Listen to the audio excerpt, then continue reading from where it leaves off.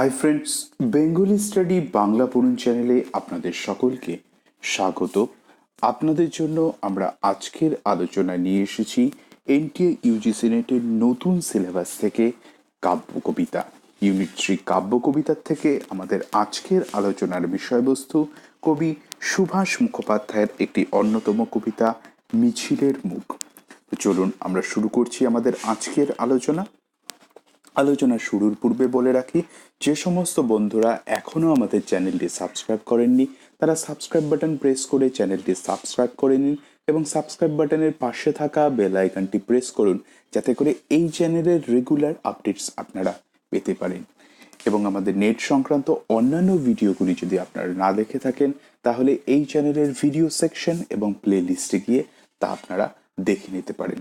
চলুন আমরা শুরু করছি আমাদের আজকের আলোচনা এনটিএ ইউজিসি নেটের নতুন সিলেবাস থেকে ইউনিট 3 কাব্য কবিতা সুভাষ মুখোপাধ্যায় এর একটি অন্যতম কবিতা মিছিলের মুখ।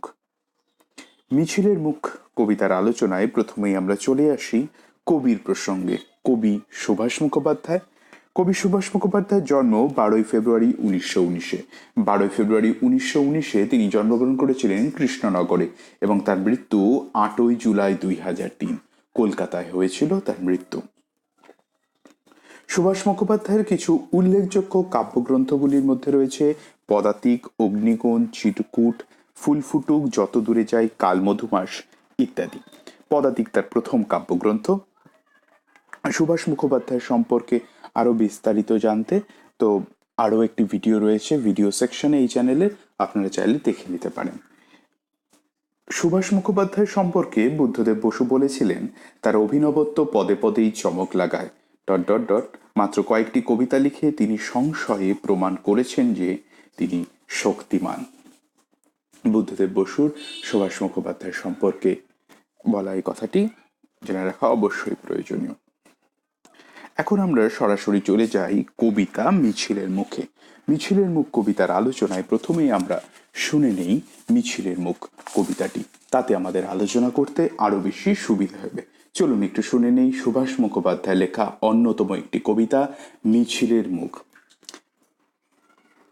মিছিলে দেখেছিলাম একটি মুখ, মুষ্টিবদ্ধ একটি শানিত হাত আকাশের দিকে নিক্ষিপ্ত, বিশ্বস্ত কয়েকটি কেশাগ্র আগুনের শিখার মতো হাওয়ায় কম্পমান।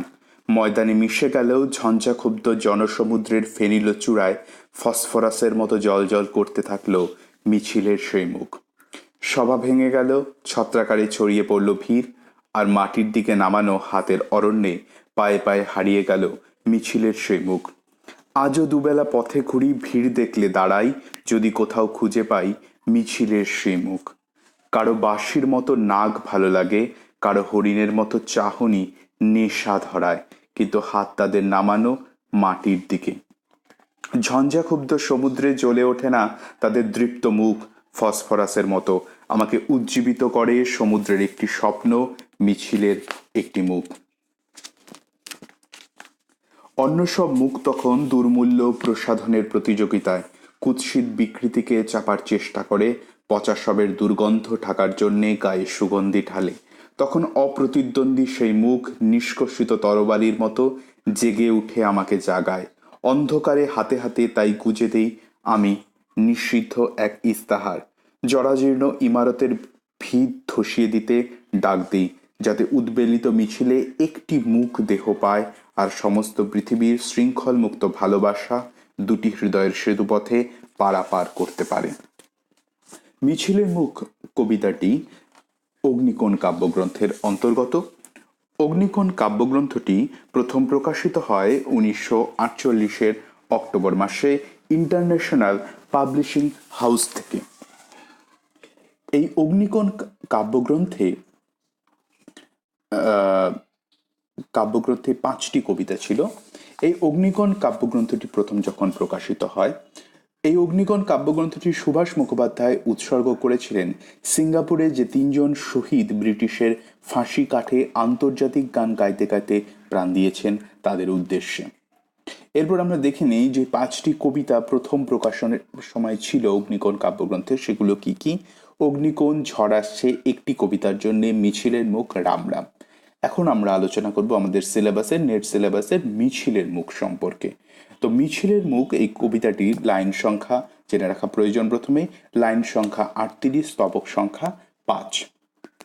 কবিতাটির প্রথম লাইন, মিছিলে দেখেছিলাম একটি মুখ। দ্বিতীয় লাইনটিও মনে রাখা প্রয়োজন, মুষ্টিবদ্ধ একটি শানিত হাত। শেষ লাইন, পারাপার করতে পারে। তার আগের লাইনটি ছিল দুটি হৃদয়ের সেতুপথে।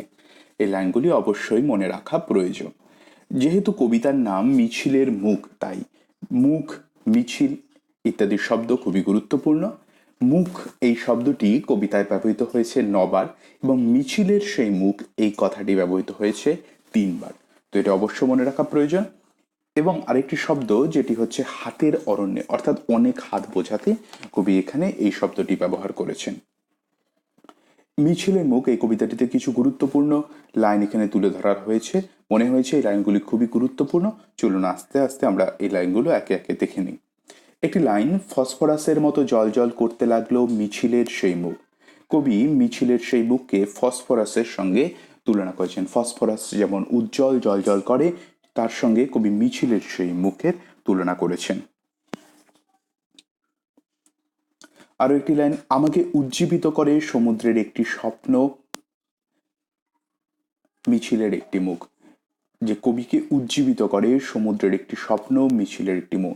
কবিতাটিতে আমরা দেখি যে কবি বারবার এই মিছিলের মুখের প্রসঙ্গ খুঁজেছেন এবং মিছিলের সেই মুখকে কবি দেখার পর কবি বারবার খুঁজেছেন মিছিলের সেই মুখ, তার জন্য মুখ শব্দটিও বারবার ব্যবহৃত হয়েছে। এবং এখানে মিছিল শুধুমাত্র কতগুলো, আমরা মিছিল সম্পর্কে সাধারণ ধারণা যেটা কিছু লোক মিলে কোনো আন্দোলন করে বা কোনো স্লোগান দিতে যে যায়, সেই মিছিল কিন্তু এখানে একটা অন্য মহিমা নিয়ে এসেছে। আমরা জানি যে কবি সুভাষ মুখোপাধ্যায় কমিউনিস্ট আন্দোলনের সঙ্গে যুক্ত ছিলেন এবং তিনি মিছিলকে খুব কাছ থেকে দেখেছিলেন, যার ফলে তার দেখা সেই মিছিলের অভিজ্ঞতা এখানে একটা অন্য ভাষায় যেন প্রকাশিত হয়েছে। মিছিল এখানে শুধুমাত্র কিছু লোকের মুষ্টিবদ্ধ হাত নিয়ে উঠে যাওয়া নয়, মিছিল এখানে একটা প্রতিবাদের জন্য অন্য ভাষা। এবং সেই মিছিলের সেই মুখকে তিনি প্রথম যে দেখেছিলেন, যার হাত ওঠানো ছিল, অর্থাৎ সেটা এক বিপ্লবের এক প্রতীক। কিন্তু পরবর্তীকালে কবি অনেক মিছিল দেখছেন কিন্তু তাদের হাত নামানো। কোথাও জানি কবির মনে হচ্ছে সেই প্রতিবাদ সেই মুখগুলো কবি খুঁজে পাচ্ছেন না। আরেকটি লাইন, অন্য সব মুখ তখন দুর্মূল্য প্রসাধনের প্রতিযোগিতায় কুৎসিত বিকৃতিকে চাপার চেষ্টা করে। কবির অন্য মুখগুলোকে তখন মনে হয়েছে মিছিলের সেই মুখ দেখার পরে যে অন্য সব মুখ তখন দুর্মূল্য প্রসাধনের প্রতিযোগিতায় কুৎসিত বিকৃতিকে চাপার চেষ্টা করে। আর এটি লাইন, পচা সবের দুর্গন্ধ ঢাকার জন্য গায়ের সুগন্ধি ঢালে। এরপর আমরা পাচ্ছি আবার সেই মুখের প্রসঙ্গ। কবি মনে হচ্ছে অপ্রতিদ্বন্দ্বী সেই মুখ, তিনি লিখেছেন, তখন অপ্রতিদ্বন্দ্বী সেই মুখ নিষ্কষিত তরবারির মতো জেগে উঠে আমাকে জাগায়। যে সেই মুখ কবিকে নিষ্কষিত তরবারির মতো, অর্থাৎ খোলা তরোয়ালের মতো কবিকে যেন জাগাচ্ছেন। কবির কাছে কখনো মিছিলের সেই মুখ ফসফরাসের মতো, কখনো বা খোলা তরোয়ালের মতো। এই উপমাগুলি অবশ্যই মনে রাখা প্রয়োজন। এরপর আমরা এক জায়গায় কবিতাটিতে পেয়েছি যে বাঁশির মতো নাকের কথা, হরিণের মতো চাহনির কথা। যে কবি বলছেন কারো বাঁশির মতো নাক ভালো লাগে, কারো হরিণের মতো চাহনি নেশা ধরায়, কিন্তু হাত তাদের নামানো মাটির দিকে। যে বাঁশির মতো নাক ভালো লাগে কবির, হরিণের মতো চাহনি, কিন্তু তাদের সবার হাত নিচে নামানো। মিছিলের সেই মুখের মতো মুখ, মিছিলের সেই মুখটার কবি যে দেখেছিলেন তার হাত যে ওঠানো ছিল উপরের দিকে, অর্থাৎ প্রতিবাদ, সে কোথাও জানি কবি খুঁজে পাচ্ছেন না। তো এই মিছিলের এই মুখ সংক্রান্ত নানা বিষয় আমরা এই ভিডিওটিতে আলোচনা করার চেষ্টা করলাম। মিছিলের মুখটি কোন কাব্যগ্রন্থের অন্তর্গত, কাব্যগ্রন্থটি কাকে উৎসর্গ করা হয়েছিল, প্রথম লাইন কি, শেষ লাইন কি, উল্লেখযোগ্য লাইনগুলো, স্তবক সংখ্যা কত, লাইন সংখ্যা কত ইত্যাদি সংক্রান্ত বিষয় আলোচনা করার চেষ্টা করা হলো। আপনাদের যদি ভিডিওটি ভালো লেগে থাকে তো অবশ্যই লাইক করুন এবং বন্ধুদের মাঝে শেয়ার করুন, যাতে তারাও এই সংক্রান্ত তথ্যগুলো জেনে নিতে পারে।